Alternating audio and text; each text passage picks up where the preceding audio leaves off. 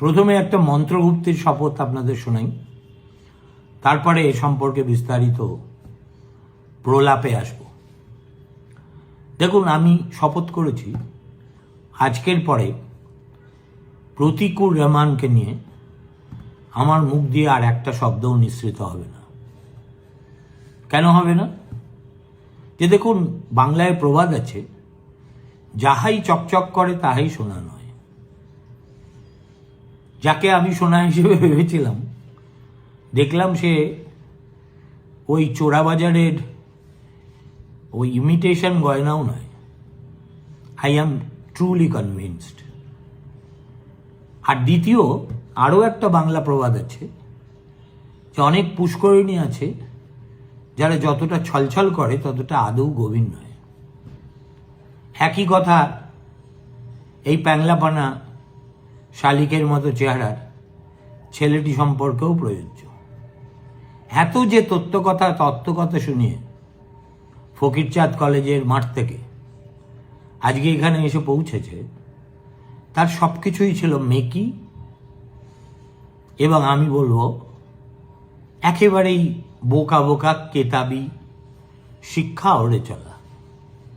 যাই হোক, গতকাল আমার ভিডিওটি দেখে দুজন আমার বন্ধু, তাদের মধ্যে একজন সাংবাদিক সহকর্মী, তার নাম আমি বলতে পারবো না, আরেকজন আমার হোয়াটসঅ্যাপ বন্ধু, এই দুজনকেই আমি বিশেষভাবে বিশ্বাসযোগ্য মনে করি।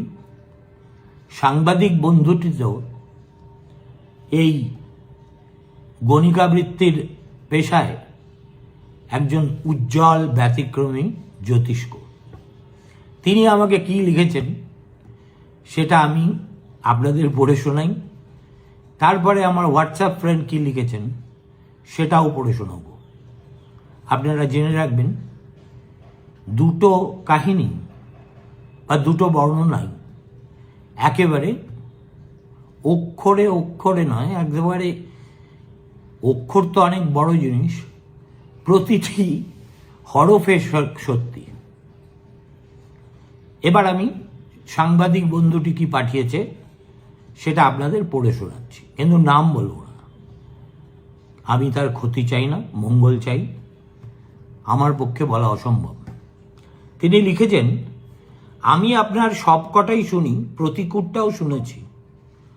প্রথমত, ও আপনার ডাকে সাড়া দিতেই পারবে না, এই কারণে যে কোন কোন চ্যানেলকে ও কি বলবে, কতখানি বলবে, সবটাই আইপ্যাক ওকে বলে দিচ্ছে।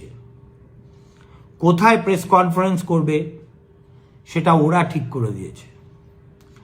সেদিন ও যাকে যাকে ইন্টারভিউ দিয়েছে সেটা যদি একটু দেখেন, তাহলে যারা তৃণমূলের বিট করে অথবা ঘনিষ্ঠ, তারাই এই ইন্টারভিউটা নিয়েছে।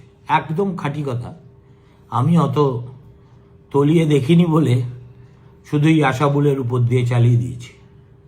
আশাবুল যে দিদিমণির একেবারে চরণাশ্রিত একজন সজ্জন রিপোর্টার, তাতে কোনো সন্দেহ নেই। এখন বামপন্থী বিটের কোনো রিপোর্টার এই ইন্টারভিউটা নিতে পারেনি।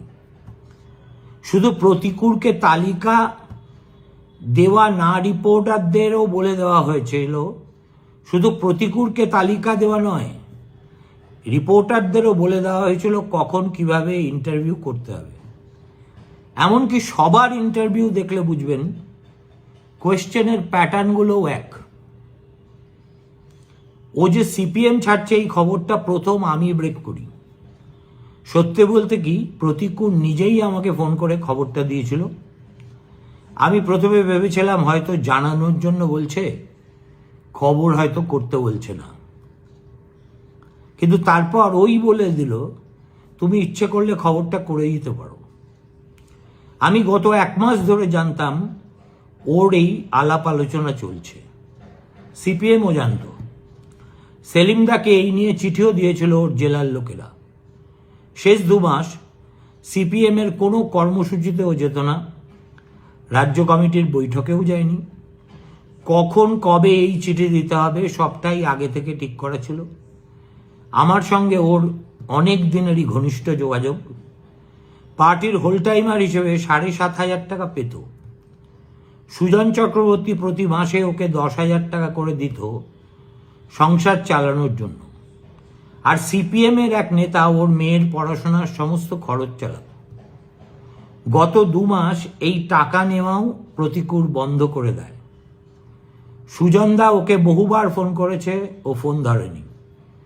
বিমান বসুর সঙ্গে ওর কথা হয়েছিল। সেলিম ফোন করেছিল চিঠি দেওয়ার আগে, তারপরে ও আর কোনো যোগাযোগ করেনি। কেন, কি জন্য, কি কারণে, সেটা আপনি আমার চেয়ে ভালো জানেন। কিন্তু আমি যতটা জানি, ওর এই গোটা যোগাযোগটাই একজন এসডিপিওর মাধ্যমে, যিনি ডায়মন্ড হারবারে ছিলেন কিন্তু এখন নেই, ঘটেছে। তার ফেয়ারওয়েল অনুষ্ঠানেও প্রতিকূল উপস্থিত ছিল এবং ও যেদিন চিঠি দিল এবং তারপরে 2 দিনে আমার সঙ্গে ওর অন্তত 30 বার কথা হয়েছে। শেষ পর্যন্ত যখন ওকে বললাম ইন্টারভিউটা দে, ও আমার কাছে স্বীকার করেছে যে কাকে কাকে ইন্টারভিউ দিতে হবে সেটা আইপ্যাক বলে দিয়েছে। ফলে দাদা, তোমাকে দিতে পারবো না। আপনাকে জানালাম, যতটা আমি সত্যি জানি সবটাই বললাম। আমি সবটাই গ্রহণ করলাম, কেননা প্রেরক একজন অত্যন্ত সৎ এবং আমার মতে এই বাজারের একজন ব্যতিক্রমী রিপোর্টার। সে যাই হোক। আর হোয়াটসঅ্যাপের বন্ধু কতগুলো তথ্য দিচ্ছেন। গতকাল সুজন চক্রবর্তী নাকি প্রতিকূলের বাড়িতে যাচ্ছেন, সেলিম কথা বলবেন। এই খবর পাওয়ার পরেই 5 মিনিটে জানাচ্ছি বলে বাড়ি ছেড়ে প্রতিকূল বেরিয়ে গেছে। ছোট্ট মেয়ে, বউ, অসুস্থ বাবাকে ছেড়ে বেরিয়ে গিয়ে রাতেও ফেরেনি বাড়িতে। বাড়ির লোক কোনোভাবেই চাইছে না ও যেটা করছে সেটা করুক। গতকাল যতগুলো ইন্টারভিউ দিয়েছে সন্ধ্যে থেকে, সবকটা তৃণমূলের নেতার অফিসে বসে। রাতে ছিল ক্যামাক স্ট্রিটের এক বিলাসবহুল হোটেলে, আজও ফিরবে না। পুরো রক্ষণাবেক্ষণ চালাচ্ছে আইপ্যাক। চিঠিটা প্রথমে প্রিন্ট করে সই করা হয়েছে, তারপর সেই প্রিন্টেড ও সাইন করা চিঠিটাকে স্ক্যান করেছে 2 জন। একজন প্রতিকূল, সে রাজ্য কমিটির গ্রুপে ফেলে দিয়েছে। দ্বিতীয়জন জেলখাটা আসামি, যে নিজেকে সাংবাদিক বলে পরিচয় দেয়, সেই স্ক্যান করে চিঠিটা মিডিয়ায় ছড়িয়ে দিয়েছে। কাল থেকে গ্রাম্য মরে যাওয়া ছেলেটা যারা মেরেছিল তাদের বুক ফুলিয়ে বাপ বলে ডাকবে। এগুলো তথ্য। আপনি এবার বিচার বুদ্ধি লাগিয়ে ওর কথায় নাচবেন নাকি সিদ্ধান্ত নিন। একদম চুনামতে দিয়ে দিয়েছে। নাচবো তো নাই, আর ছায়াও মারাবো না। এমনকি আমাকে যদি ফোন করে প্রতিকূল কখনো বলে যে দাদা এবার আমি বসতে রাজি আছি, আমি বলবো থ্যাংক ইউ ভেরি মাচ। সুতরাং এটা আমার মন্ত্রগুপ্তির। দেখুন, এর ভিতর থেকে 2টো লার্জার স্টোরি বেরিয়ে আসে। একটা হলো এই কমিউনিস্ট পার্টিতে যাদেরকে আমরা তরুণ তুর্কি ভাবতাম, তারা যে আসলে তুর্কি নয়, ওই তুবড়ি, তাও মোটামুটি ধরে নিন পচা তুবড়ি, যেগুলো জ্বালালেও জ্বলে না। এদের সংখ্যাই তো দেখছি বেশি। প্রতিকূল, বাকিদের নাম বলছে না, কিন্তু তাদের সম্পর্কেও আমি এমন সব তথ্য জানি, জানিয়ে প্রকাশ্যে কথা বলার মতো রুচি আমার নেই। কিন্তু একবার বলে দিলে তাদের রাজনীতি করা তো দূরস্থান, পরিবারে এমনকি সামাজিকভাবেও তারা দাঁড়াতে পারবেন না। কিন্তু যেহেতু বিষয়গুলো একান্ত ব্যক্তিগত, তাই আমি সেই রাস্তায় হাঁটছি না।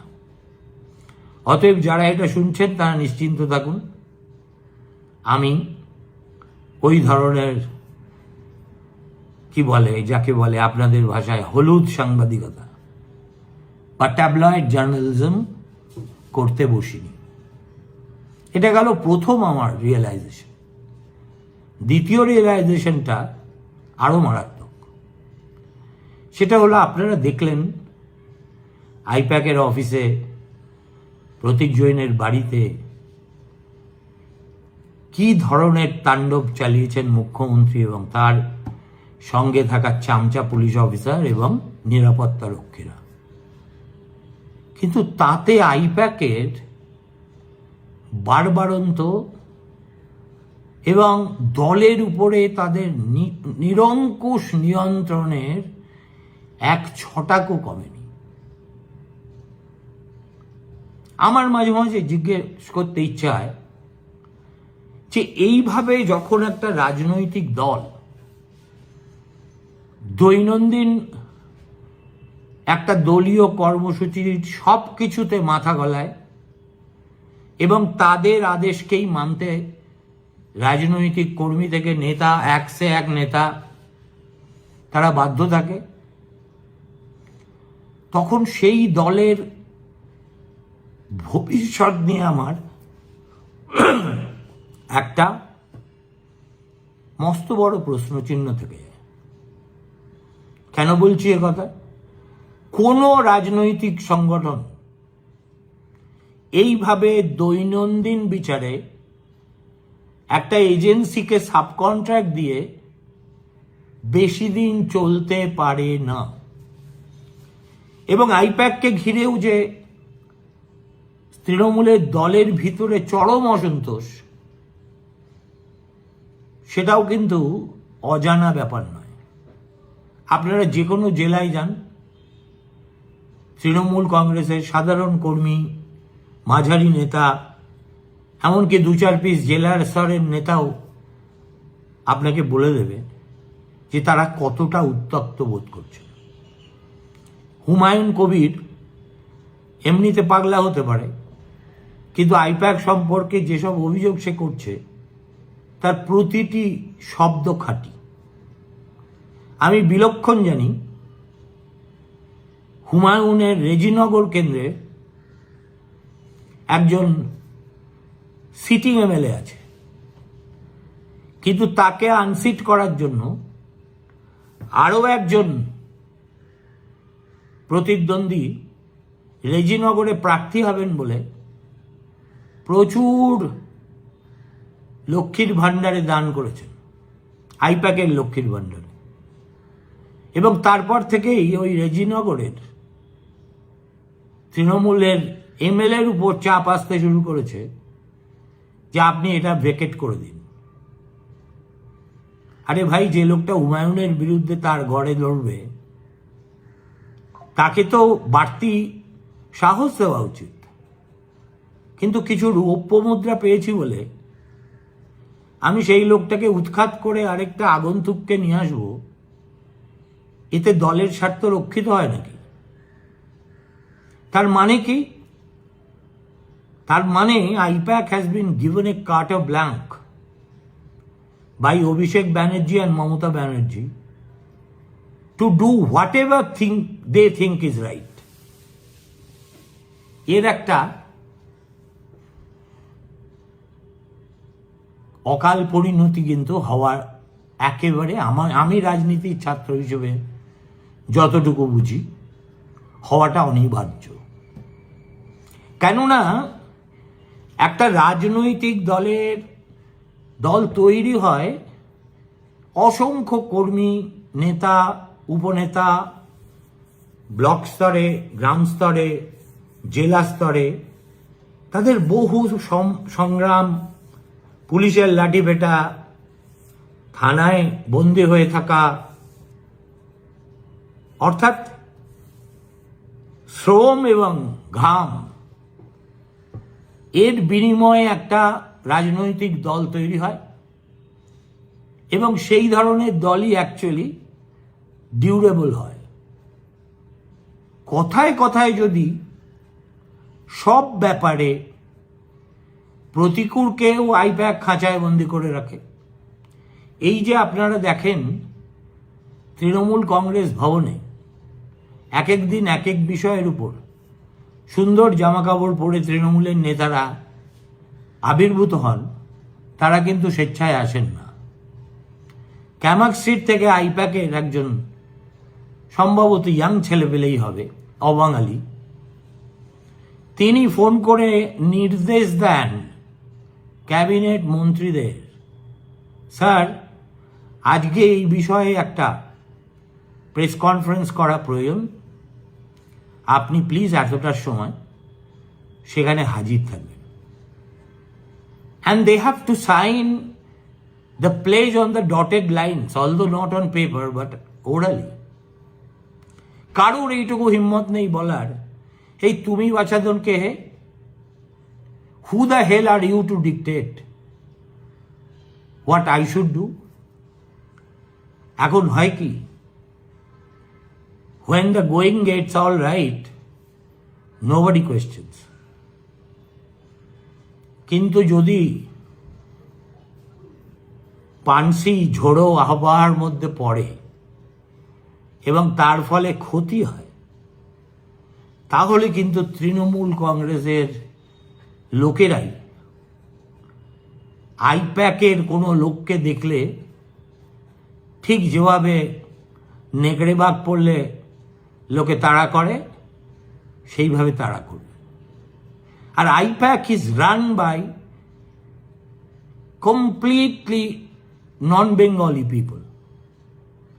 আমার একটা অভিজ্ঞতার কথা বলি, আমার খুব ইচ্ছে ছিল তৃণমূল কংগ্রেসের একজন মন্ত্রী, যাকে আমি বেশ পছন্দ করি, কম কথা বলেন, চেহারায় খুব অভিজাত, তাকে বাংলা স্ফিয়ার ভোট বাংলায় ইন্টারভিউ করব। আমি আমারই একজন অন্য চ্যানেলের ছোট ভাইয়ের মতো, তার সঙ্গে তার সম্পর্ক খুব ভালো, তাকে দিয়ে বলেছিলাম উনি কি রাজি আছেন? উনি আমার নাম শুনে খুবই উল্লসিত হয়ে ওঠেন, বলেন অবশ্যই সুমনদা ডাকছেন, ইট ইজ অ্যান অনার। কিন্তু আমাদের মুশকিল হলো জানো কি, যে আমরা স্বেচ্ছায় কোনো সিদ্ধান্ত নিতে পারি না। সুমনদা যদি দয়া করে একটা চিঠি ক্যামাক স্ট্রিটে বা একটা ইমেল পাঠান, তাহলে সম্ভবত ওরা ওটা অ্যাপ্রুভ করে দেবে। ওই বাচ্চা ছেলেটি যার মাধ্যমে আমি এই দৌত্যটা করেছিলাম, সে আমাকে এটা বলতেই আমার স্বকীয় ভঙ্গিমায় তাকে জানিয়ে দিয়েছি যে আমি ভারতবর্ষের 4 জন প্রধানমন্ত্রীকে ইন্টারভিউ করেছি, অং সান সুচিকে করেছি, হাসিনাকে করেছি, শ্রীলঙ্কায় জাফনার জঙ্গলে ঢুকে প্রভাকরণকে করেছি, গুলবাদিন হিকমাতিয়ারকে করেছি, আহমদ শাহ মাসুদকে করেছি। এদের একজনকে ইন্টারভিউ করতেও আমাকে কিন্তু আবেদনপত্র জমা দিতে হয়নি। তাও তুই বলছিস, কি একটা নাম বলেছিল আমি ভুলে গেছি, তার নাম করে পাঠাতে হবে। আমি বলে দিয়েছি যে ওনাকে বল আমি অপারক, তবে বেশি দিন তো এই সুদিন থাকবে না, আর এই আইপ্যাকের প্যাকানিও বেশি দিন শুনতে হবে না। তখন কিন্তু তখনও আমি তাকে ডাকবো, because I think he is worth it, not because he represents Trinamool. ব্যাস, আমার কথা শুনে সেও ঘাবড়ে গেল আর আমি বেঁচে গেলাম। আইপ্যাকের কোনো একটা 420-কে আবেদনপত্র লিখে, তবে তৃণমূলের নেতারা যারা এই 6 বছর 7 বছর আগে পর্যন্ত অনেকেই আমার বিশেষ বন্ধু ছিল, খুবই ঘনিষ্ঠ লোকজন ছিল, আমার মাধ্যমে দিদির কাছে স্টক বাড়ানোর জন্য আপ্রাণ চেষ্টা করত, তাদেরকে আমার স্টুডিওয় আনার জন্য যদি ভায়া ক্যামাক স্ট্রিট হয়ে যেতে হয়, তার চেয়ে এই 10 তলা থেকে লাফ দেওয়া আমার পক্ষে বেশি প্রেফারেবল। সুতরাং Abhishek Banerjee, who has not risen from the ranks, কোনোদিন ছাত্র রাজনীতি করেননি, যুব রাজনীতি কী সব করেছেন, একটা প্রথমে যুবা হলো, তারপর যুব কংগ্রেস হলো, তারপরে একেবারে ক্যাটাপুল্টেড টু তাদের সংসদীয় দলের বস হয়ে গেলেন। আর কিভাবে আপনারা দেখেছেন স্লেভস রেবেল ইন স্লেভারি, অভিষেকের সামনে হাত কচলাতে কচলাতে এই সুশিক্ষিতা সুবেশ সব রমণীরা দাঁড়িয়ে থাকেন। ফলে Abhishek Bandyopadhyay cannot distinguish between what constitutes an organization and what giving subcontract to a foreign agency, সেটা বোঝার মতো বোধশক্তি তার আছে বলে আমার মনে হয় না, কিন্তু মমতা বন্দ্যোপাধ্যায়ের তো আছে। She knows it better than anybody what it means to build an organization. 1998 সাল থেকে তিলে তিলে তার হাত ধরেই তো তৃণমূল আজকে এত বড় একটা দল হিসেবে প্রতিষ্ঠিত হয়েছে। তিনিও কি জন্যে আইপ্যাকের উপরেই নির্ভর করছেন, নাকি ভাইপোর উপর নির্ভরতা কাটাতে পারছেন না বলেই সাপের ছুঁচো গেলার মতো আইপ্যাককে গিলতে হচ্ছে, আমি তা বলতে পারবো না। কিন্তু যা হচ্ছে সেটা ভালো হচ্ছে না। আরেকটা জিনিস যেটা থার্ড, এবং আমি দু একটা কথাতেই শেষ করে দেবো, আচ্ছা বলুন, এতগুলো আত্মসম্মান জ্ঞানহীন ভদ্র লোক এবং ভদ্র মহিলাগণ যে একটা দলে থাকতে পারে, এই ধরনের বর্গীদের হস্তক্ষেপের বিরুদ্ধে 4 জন একত্র হয়ে প্রতিবাদ করার সাহস করে না, সেই দল নিজেদের দল বলে কোন যুক্তিতে, আমার কাছে সেটাও একটা বড় প্রশ্ন। নমস্কার, ভালো থাকবেন। আজকে আমাকে ইন্টারভিউ করব, কার ইন্টারভিউ কখন করব সেগুলো আমি একটু পরে জানিয়ে দিচ্ছি। ভালো থাকবেন।